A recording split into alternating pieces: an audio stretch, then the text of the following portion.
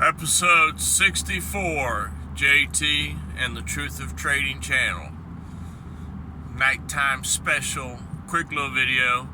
Just some thoughts in my mind today about my trading yesterday. It was very nice. It was, I was well behaved in the marketplace.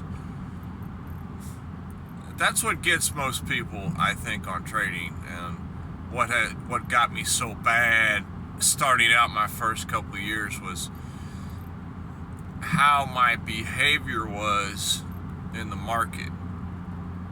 You know, you cannot pretend to know everything. You cannot pretend to know exactly what price is going to do. You don't know. Nobody does. We just have these high probabilities. And yesterday, I was trading light, and I had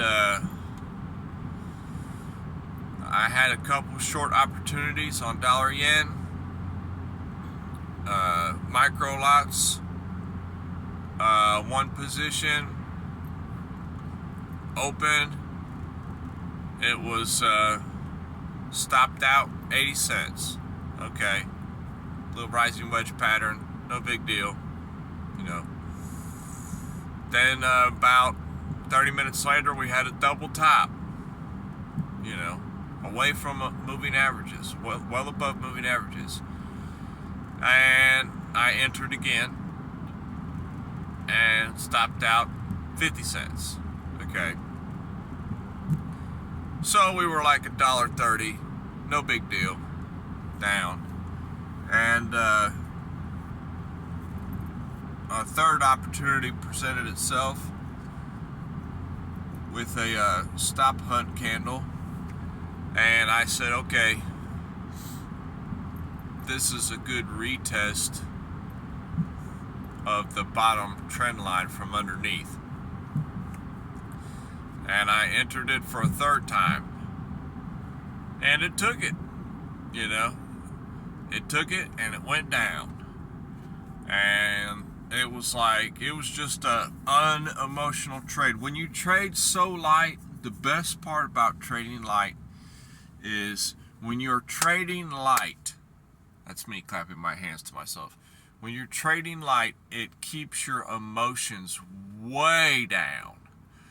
You're still alive, you know, so you still have this, you know, you still have that attachment, you know, because we don't need to have that live versus demo discussion again. But there's a reason why it's so huge, the difference. So you're still alive, but it's so light that it's, you can focus on your trading plan. And it took it, and it was a smooth trade, you know. It went right to the take profit. We took the take profit. We opened up another short for a continuation, for a chance of a runner with an extremely tight stop, and it's taken that too. And we're right now, dollar yen is just been slowly going down during the Asian Euro session. You know, we're approaching the New York session in a few hours, so we'll see how that plays out. I've already moved my stop at break even, so it's a risk-free trade at this point. But the real trade I was going to talk about is pound USD, you know, GBP USD. And this is a trade that I'm very, very proud of, that I took yesterday. Very proud of.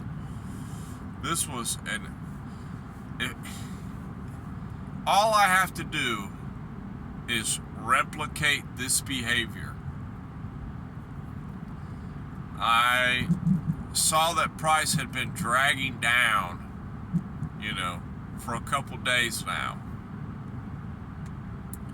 Several days. A few days. And I identified on the daily, you know, we had a lower high, then we had a higher high.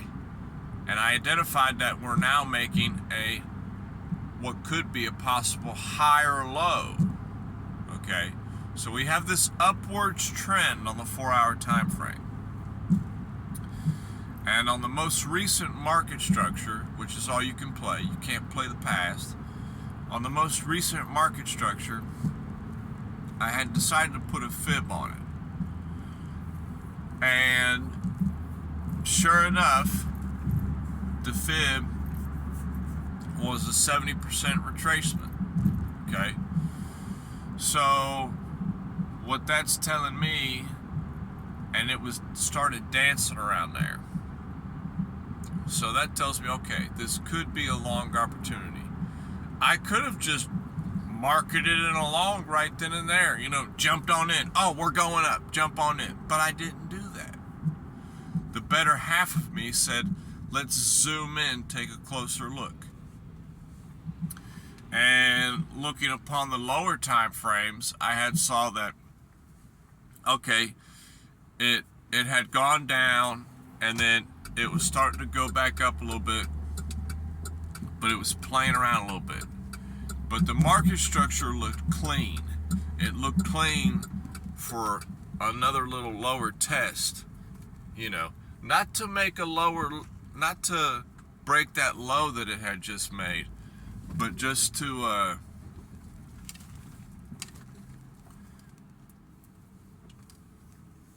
not to break that low that it had made, but just to, you know, make a lower high on the lower time frames.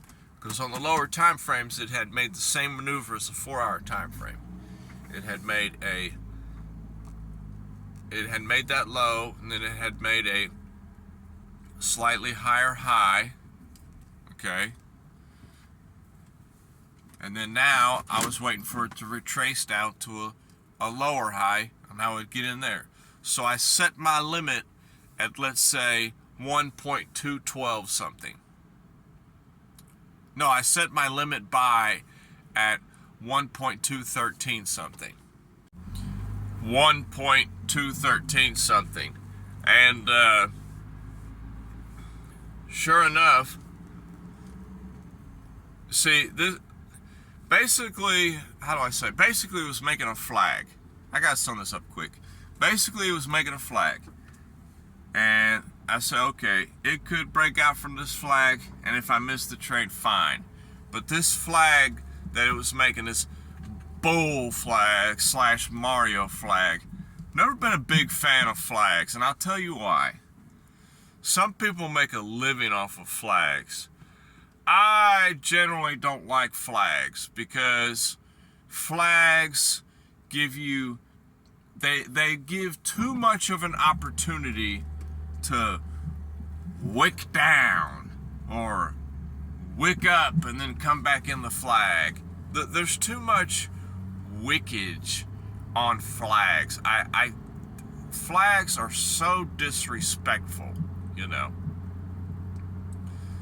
It's like flags, just every time you can start playing with a flag, it just slaps you, you know. I've had some great flag plays, but flags are good in their own sense, in their own time, in certain aspects. But right here, the flag was just not looking pretty. And so I decided, okay, let me short this down to my entry for my long, this sketch flag. And sure enough, I took a little short, and it went in my favor, and the short one went down to my front run. I had my take profit front run my limit buy order down there. So price had gone down. I had made $1 on the short, okay, and then my short was like 213,300, and my long limit buy was 213,200 or whatever. And sure enough, I wake up this morning and price had done just that. No emotion.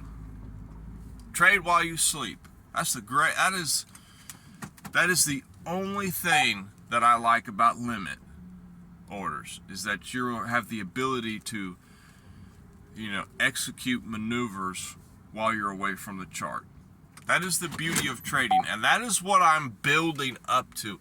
I'm building up to the point of not having to sit in front of a laptop 24/7. At the beginning, especially if you've not been trading for a long time, and you're just learning price action for the first time, man, you have got to watch the charts. You have got to understand these maneuvers. You have to understand what price can do. You have to understand your enemy, so to speak. You have to know who you're playing with and against. But I'm growing to the point of not having to sit in front of the chart all the time, that's the ultimate goal. The ultimate goal, people say that the ultimate goal of trading is to make money. Well, my ultimate goal of trading is freedom. Okay? Now, the money helps with the freedom, but I'm not going to have freedom if I'm having to spend 24/7 in front of the charts and trading. That's not freedom to me. Freedom is learning this skill set in order to be able to trade a few hours a day, set up some trades while I'm asleep, set up trades, go about your other businesses, and come back and see whether things were executed or not. But I don't know, that could be a subject for another day. But it was clean. So we made money. We lost. We got stopped out twice, $1.30. We made $1 on the dollar yen, so we're down 30 cents for the day. We're still in a dollar yen short. It's a risk-free trade, so it could be zero or it could be positive. It's yet to close. It's still open. And at the moment, overnight we made $1 on the GBP USD short, pound dollar short. We made $1 on that, so we're up like 70 cents. As of yesterday, P&L close were positive 70 cents. But I still have 2 trades open. I have the dollar yen open short, and I have the pound dollar long open, because the short, it closed and price continued down to 212 something. So we already know. I don't even have to open up the laptop. Just looking on my phone, I can already know that, okay, the pound dollar long is open. And it's going. It's moving on up. It's doing great. It'll be interesting to see where it's at towards the end of the New York session when I get back home to the laptop. And I know it's not stopped out. I'd be shocked if it stopped out, because my stop, I believe, was 1.21105 or something, So we'll see. We'll see how it plays out. I had a pretty deep stop on that, so we'll see how it plays out. But y'all the best, and I'll holler at y'all later. Peace.